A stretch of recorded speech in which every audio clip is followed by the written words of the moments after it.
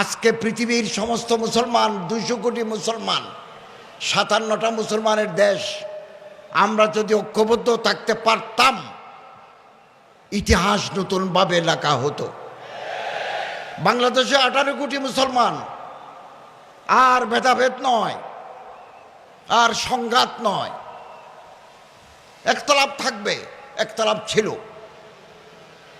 কিন্তু ইত্তেফাক মাল ইখতিলাফ, একতলাপ নিয়েই আমরা ইত্তেফাক হব, মতবিরোধ নিয়েই আমরা ঐক্যবদ্ধ হব। বাংলাদেশের আলেম ওলামা, বিভিন্ন তরিকার বিভিন্ন ধারার আলেম ওলামা, পীর মাশায়েখ, জোয়ামা, নকাবা, ওরাফা, আমরা যদি ঐক্যবদ্ধ থাকতে পারি, এক চিন্তার অনুবর্তী হয়ে যদি আমরা কাজ করতে পারি, আগামীকাল যে সূর্য উঠবে সেই সূর্য হবে নতুন সূর্য। এবং আমি নয়া দিগন্তে 2019 সাল থেকে নয়া দিগন্তে পোস্ট এডিটোরিয়াল লিখেছি, এবং মুসলমানদের ঐক্য, কওমি আলিয়ার ঐক্য, বারে আর্টিকেল লিখেছি।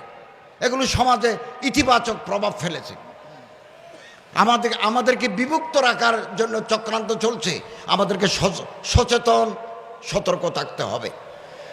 এবং ইনশাআল্লাহ আজিজ, কেবল ভোটের ঐক্য নয়, হোক না ভোট কেন্দ্রিক ঐক্য হোক, এমনি আমরা যদি একটু কাছাকাছি আসতে পারি, একে অপরের ঘরে যেতে পারি, একে অপরের সাথে বসতে পারি, এটাও সমাজে ইতিবাচক প্রভাব ফেলবে।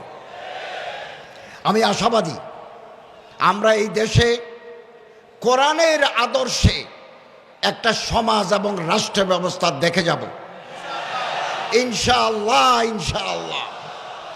এবং আলেম যারা, কোরআনের উপরে যাদের পাণ্ডিত্য আছে, পারঙ্গমতা আছে, তারা রাষ্ট্র চালালে আমার এই দেশ, ব্যক্তি, পরিবার, সমাজ সোনার সমাজে পরিণত হবে। আমরা যদি সরকার পরিচালনায় দিনদার, পরহেজগার আলেম ওলামাদেরকে সম্পৃক্ত করতে পারি রাষ্ট্র পরিচালনায়, তাহলে দুর্নীতি, স্বজনপ্রীতি, লুটের মানসিকতা, অব্যবস্থাপনা বিদায় নেবে ইনশাআল্লাহ। অতএব আসুন ফেসবুকে, টুইটারে, ব্যক্তিগত পর্যায়ে আমরা গুতাগুতি না করে পরস্পরকে সম্মান করতে শিখি। এবং আমি আপনাকে সম্মান না করলে আমি আপনার কাছ থেকে সম্মান আশা করতে পারি না। আসুন আমরা মনকে বড় করি, দৃষ্টিভঙ্গিকে প্রসারিত করি। যাদের মন ছোট তাদের মাধ্যমে বড় কাজ হয় না। We have no room in our heart to accommodate others. অন্যদেরকে আমরা গ্রহণ করতে পারি না। আমি আমার দলের লোক ছাড়া, আমি আমার তরিকার লোক ছাড়া অন্যদেরকে আমি অ্যাকোমোডেট করতে পারি না। এই দৃষ্টিভঙ্গি আমাদের পাল্টাতে হবে। সবাইকে নিয়ে কাজ করার মানসিকতা আমাদের গ্রহণ করতে হবে। আল্লাহ তাআলা পবিত্র কোরআন শরীফে বলেছেন, ওয়াতাসিমু বিহাবলিল্লাহি জামিআন ওয়া লা তাফাররাকু। আল্লাহ তাআলা বলেন, তোমরা সম্মিলিতভাবে আল্লাহর রজ্জু হাবলুল্লাহ কোরআনুল করিমকে ধরো, পরস্পর বিচ্ছিন্ন হয়েও না। দুনিয়ার সমস্ত মুসলমান এক এবং অভিন্ন। একেবারে রাবাত থেকে জাকার্তা, দুনিয়ার যারা কলেমাগো, যারা কোরআনুল করিমের ছায়ায় বড় হয়েছে, তারা এক। হতে পারে ভাষার ভিন্ন, হতে পারে রঙের ভিন্ন, হতে পারে সাইজের ভিন্ন, কিন্তু আমরা প্রত্যেকেই কোরআনকে মহাব্বত করি।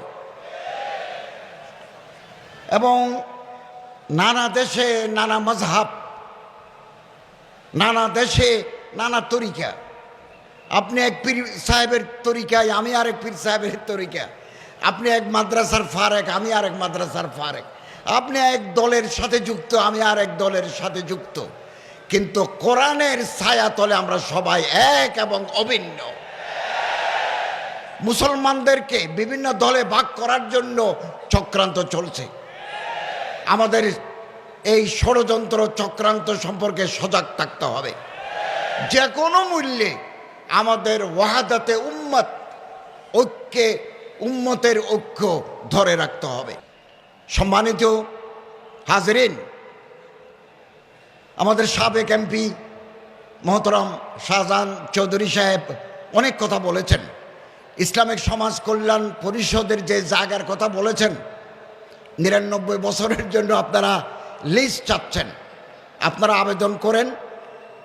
ধর্ম মন্ত্রণালয়ের উপদেষ্টা হিসেবে আমার যা যা করা দরকার আমি ১০০ ভাগ এর জন্য কাজ করব। দ্বিতীয়, আমার মন্ত্রণালয়ের অধীনে ইসলামিক ফাউন্ডেশন, ওয়াকফ প্রশাসন, এরপরে মসজিদ ভিত্তিক গণশিক্ষা, ইমাম মুয়াজ্জিন কল্যাণ পরিষদ, হিন্দু কল্যাণ ট্রাস্ট, বৌদ্ধ কল্যাণ ট্রাস্ট, খ্রিস্টান কল্যাণ ট্রাস্ট আছে। আমি ইনশাআল্লাহ আজিজ ১৬ বছরের জঞ্জাল ৬ মাসে পরিষ্কার করা যায় না। আমি আন্তরিকভাবে চেষ্টা করছি। আগে প্লেনের ভাড়া ছিল হজে ১,৯৭,০০০। আমি 4 বার বিমানের অফিসারদের সাথে বসে এটা ১,৬৭,০০০ নামিয়ে এনেছি। এবং গত সপ্তাহে সৌদি আরবের হজ ও উমরা মন্ত্রীর সাথে দেখা করেছি। পানির জাহাজে কিছু হাজি পাঠাতে চেয়েছিলাম, আমাদের দেশে জাহাজ নাই। সৌদি গভর্নমেন্ট পারমিশন দিয়েছে, জাহাজ নাই।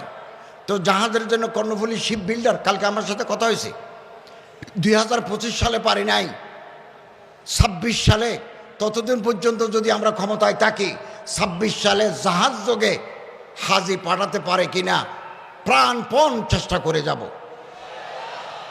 এবং আমি এবারও সৌদি হজ মন্ত্রীকে বলেছি 50 ভাগ হাজি বাংলাদেশ বিমান বহন করে, 35 ভাগ বহন করে সৌদি আরবিয়া, 15 ভাগ বহন করে ফ্লাই নাস। আমি ওনাকে বলেছি কোনো কর্তৃপক্ষ যদি বেশি দামে ভাড়া দাবি করে আমরা থার্ড ক্যারিয়ার নিতে পারি কিনা। তিনি আমাকে বলেছেন আপনি লিখিতভাবে আমার চিঠি দেন, এটা যদি পাই বাংলাদেশ বিমান অথবা আর কেউ যদি ভাড়া বেশি চায় আমি আমিরাটস ভাড়া করব, আমি কাতার এয়ারওয়েজ ভাড়া করব এবং গালফ এয়ার ভাড়া করব। আমার দেশের হাজিরা যাতে একটু কম পয়সায় হজ করতে পারে আমি অত্যন্ত সচেতন। আমার মন্ত্রণালয়ের অধীনে যদি কেউ ঘুষ খায় আপনি যদি প্রমাণ দিতে পারেন আমি তাকে সাসপেন্ড করে দেব। আমি এটা স্পষ্ট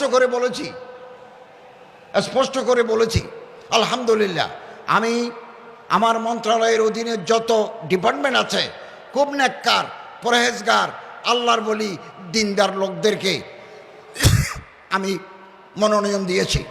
আপনারা জানলে খুশি হবেন, Islamic foundation is a board of governors.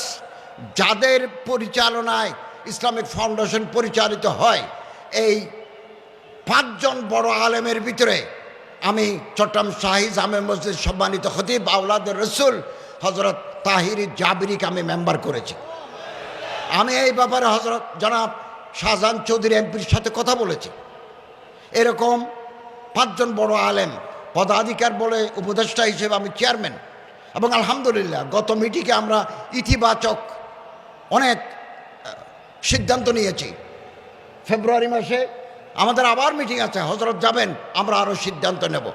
এবং আমরা এই সিদ্ধান্ত নিয়েছি বিগত 16 বছরে ইসলামিক ফাউন্ডেশনকে যারা বেচা বিক্রি করেছে, 900 করেছে, হাইকোর্টের বিচারপতির নেতৃত্বে তদন্ত কমিটি গঠন করে আইনানুগ ব্যবস্থা নেব। আমরা একমাত্র আমরা আল্লাহকে ভয় করি, আল্লাহর রহমত কামনা করি। এদেশের তৌহিদি জনতা আমাদের সাথে আছে, এটাই আমাদের শক্তি। ইনশাআল্লাহ আজিজ পরামর্শ দেবেন, বুদ্ধি দিবেন। এবং ইসলামিক ফাউন্ডেশনের গভর্নর আন্দরকিল্লায় থাকেন, ওনার কাছে বলবেন, আমাদের কাছে চলে আসবে। এবং যাকে মহাপরিচালক করেছি তিনি একজন আলেম মুফতি, তিনি খুলনা নারী ও শিশু আদালত ট্রাইব্যুনাল নম্বর 3-এর বিচারক, জেলা জজ, দায়রা জজ, ওনাকে এনেছি। ওয়াকফ প্রশাসনে একজন অ্যাডিশনাল সেক্রেটারি দিয়েছি, উনি অত্যন্ত পরহেজগার মানুষ, ঘুষ খান না। এই জঞ্জাল একদিনে করতে পারবো না, তবে জঞ্জাল পরিষ্কার করার কাজ শুরু করেছি। আপনারা আমাদেরকে পরামর্শ দিবেন।